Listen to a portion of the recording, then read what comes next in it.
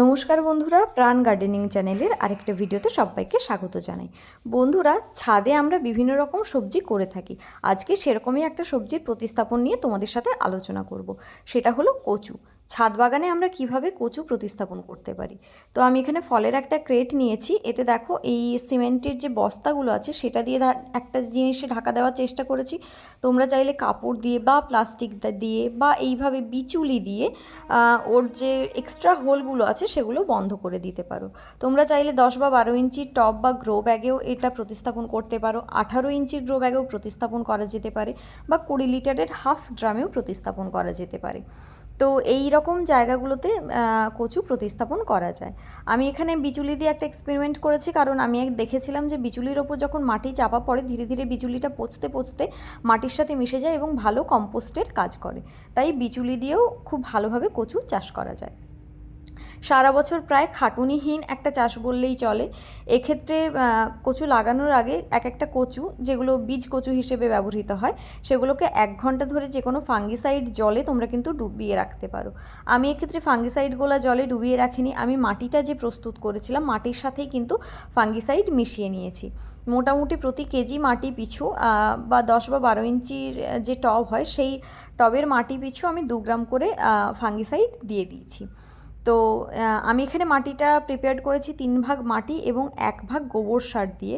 বন্ধুরা, কচু চাষের শর্তই হলো মাটিটা যেন অতিরিক্ত ঝুরঝুরে হয়, তাতে কিন্তু কচুর ফলনটা খুব সুন্দর হয়। তো এইভাবে আমি মাটিটা প্রিপেয়ার করে নিয়েছি। আমি ফলের ক্রেটে করছি, তাই এক্সট্রা হোলগুলো একটা ক্রেটে বস্তা দিয়ে এবং অন্য ক্রেটে আমি খড় দিয়ে বন্ধ করেছি।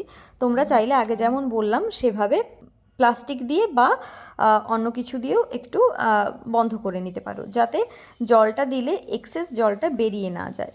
অর্থাৎ যতটা টবে থাকার ততটা থাকে, তারপর যেন বেরিয়ে না যায়। আর কচু প্রতিস্থাপনের সময় দেখতে হবে এই যে গাছগুলো আছে, যে সবুজ অংশটা, এটা যেন মাটির ওপরেই থাকে। ফলের ক্রেটে আমি গত বছর একটা ক্রেটে 2টো করে প্রতিস্থাপন করে দেখেছিলাম কচু, তাতে কিন্তু খুব ভালো রেজাল্ট পেয়েছিলাম। এবারে আমি 3টে করে কচু প্রতিস্থাপন করে দেখছি রেজাল্ট কেমন পাওয়া যায়। এটা একটা এক্সপেরিমেন্ট। তোমরা চাইলে 2টো করেই প্রতিস্থাপন করতে পারো। সবসময় খেয়াল করবে এই সবুজ অংশটা যেন বেরিয়ে থাকে, এটা যেন ভেতরে ঢুকে না যায়। এটা যদি ভেতরে থেকে যায় তাহলে কিন্তু জল দেওয়ার পর এটা অতিরিক্ত গরমে বা জলের প্রভাবে পচে গেলেও যেতে পারে, তার একটা সম্ভাবনা আছে। বন্ধুরা, আমি যেহেতু ছাদ বাগানে কচুর চাষ করি, আমি কোনো রকম রাসায়নিক কীটনাশক প্রয়োগ করি না, যেহেতু এটা আমরা নিজেরা খাবো তার জন্যই। তো তোমরা যদি চাও কোনো রোগ এর প্রাদুর্ভাব দেখো, চাইলে কিন্তু নিম তেল হালকা করে স্প্রে করতেই পারো, যেহেতু ওটা অর্গানিক। আচ্ছা, এইবারে বলি ছাদ বাগানে কচু রাখবো কোথায়। বন্ধুরা, কচু ফুল সানলাইটে অবশ্যই রাখা যায়, কিন্তু গত বছর আমি শেডে করে দেখেছিলাম, তাতেও কিন্তু খুব ভালো রেজাল্ট পেয়েছিলাম। শেডেও কিন্তু কচু খুবই ভালো হয়। তাই ছাদ বাগানে শেড হোক বা সেমি শেড বা ফুল সানলাইট, যে কোনো জায়গায় এটা করা যায়। আমি যেহেতু এটা প্রথম প্রতিস্থাপন করছি, তারপর আমি 1 সপ্তাহ এটাকে ছায়াতে রাখবো, তাই ছাদ থেকে নামিয়ে এনেছি। আমার ছাদে কোনো রকম ছায়াযুক্ত এরিয়া খুব একটা বেশি এখন নেই, তাই তোমরা চাইলে ছাদের শেডেও এটাকে প্রথম 1 সপ্তাহ রাখতে পারো। এরপর আসছি এটাতে আমরা জল কেমন দেবো। বন্ধুরা, কচু জল একদমই বেশি পছন্দ করে না। ফলের ক্রেট পুরোপুরি শুকিয়ে গেলে তারপর কিন্তু আমরা জল দেব, না হলে কিন্তু কচুর যে কচুগুলো হবে সেগুলো কিন্তু পচে যাবে, গাছটাও কিন্তু পুরোপুরি পচে যেতে পারে। আচ্ছা, ফলের ক্রেটে তো আমরা 3টে করে প্রতিস্থাপন করে দেখলাম, বললাম 2টো করেও করা যাবে। এছাড়াও 10 বা 12 ইঞ্চি গ্রো ব্যাগে বা টবে যারা করবে তারা কিন্তু একটা টবে বা গ্রো ব্যাগে একটা করেই কচু প্রতিস্থাপন করবে। 20 লিটারের হাফ ড্রামে যদি কেউ করতে চাও, সেক্ষেত্রে একটা ড্রামে 2টো করে কচু প্রতিস্থাপন করা যাবে। তার থেকে বেশি কিন্তু করলে কচুর সাইজ খুব একটা বড় হবে না বা কোয়ালিটি ভালো হবে না। খাওয়ার দাওয়ারের ব্যবস্থাপনা বলতে গেলে আমি বলবো, এতে সেইভাবে খাওয়ার দাওয়ার কিন্তু প্রয়োজন হয় না। আমি শুধু মাসে 2বার করে খোল পচা জল বা সবজির খোসা ভেজানো জল বা ফুল পচানো জল, এগুলো দিয়েই খুব ভালো রেজাল্ট পেয়েছিলাম। আদার্স খাওয়ার কিছু দিইনি। তবে যারা এগুলো দেওয়ার চান্স পাবে না, তারা কিন্তু মাসে 1বার করে মিক্সড খাওয়ার একটা ফলের ক্রেট পিছু 2 থেকে 3 মুঠো আর যে কোনো 10 বা 12 ইঞ্চি টবে পিছু মোটামুটি 1 মুঠো করে দিয়ে দিতে পারো।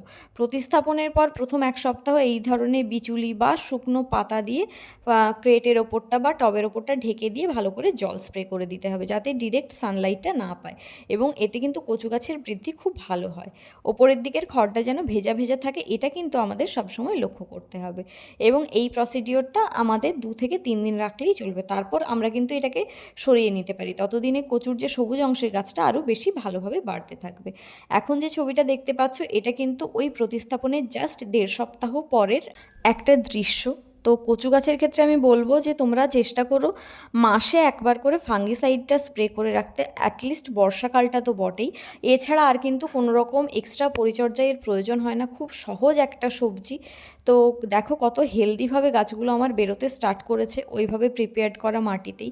আমি কিন্তু কোনো রকম এক্সট্রা সার দিইনি, তবে মাটি প্রস্তুত করার সময় তোমরা যদি কেউ চাও তো এই ফলের ক্রেট পিছু 2 মুঠো করে কিন্তু মিশ্র জৈব সার মেশাতেই পারো, এতে কোনো রকম সমস্যা নেই। তো বন্ধুরা, এই ছিল আমার কচু গাছের প্রতিস্থাপন এবং তার মোটামুটি একটা পরিচর্যা। ভিডিওটা কেমন লাগলো তা আমাকে অবশ্যই জানিও। ভিডিওটা ভালো লাগলে প্লিজ লাইক করো, তোমার বাগানি বন্ধুদের সাথে শেয়ার করো, আর চ্যানেলটা সাবস্ক্রাইব করে প্রাণ গার্ডেনিংয়ের সাথে থেকো।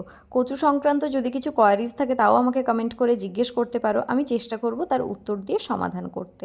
খুব শিগগিরই আসছি অন্য অনেক ফুল, ফল এবং সবজির প্রতিস্থাপন এবং তার সম্পূর্ণ পরিচর্যা নিয়ে। আজকের ভিডিও এই পর্যন্তই। নমস্কার।